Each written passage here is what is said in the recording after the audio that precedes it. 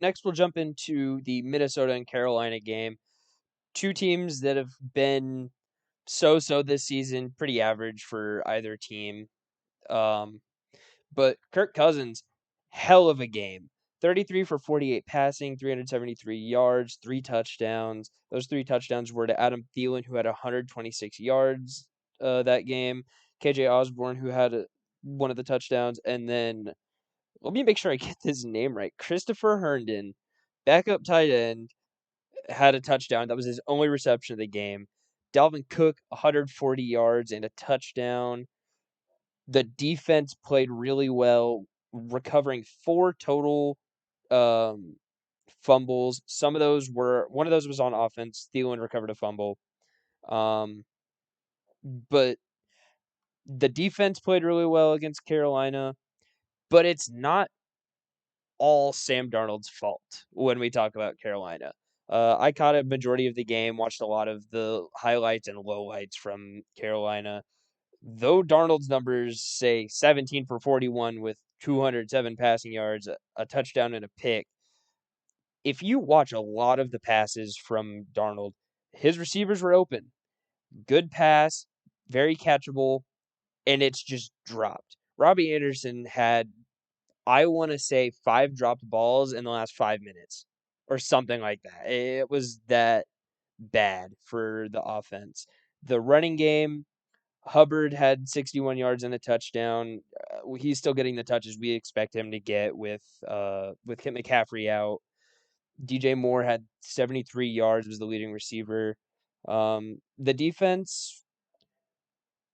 defense played the way that we kind of expect Carolina's defense to play, but they gave up more points than we kind of expected. Game went to overtime, and as we all know in the NFL, the overtime is just down to a coin toss. And the Vikings won the coin toss, went down, scored, and that was that. And that would be Kirk Cousins. I think they count it as a game-winning drive, and if they do, that's Kirk Cousins' 18th career game-winning drive. 18, huh?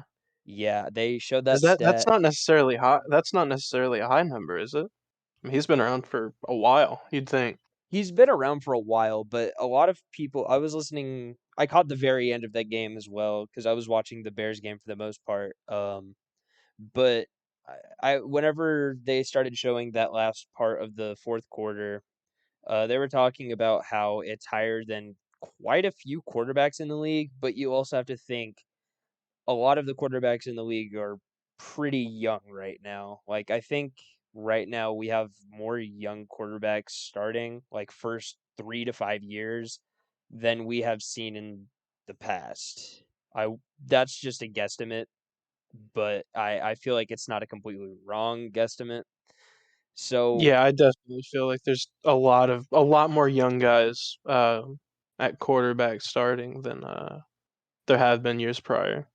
so I to don't think you're too far off. Yeah, I mean 18 career game winning drives is not it's not bad when you think about it because though the number may seem low, that's either a lot of games that Minnesota or Washington when he was there.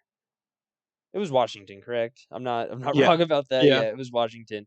Um it's not it's either they were winning a lot or winning by a lot or losing by a lot, and he hasn't had to have those game winning drives. So I don't think it's necessarily bad that it's a lower number compared to somebody like a Brady or a Rodgers.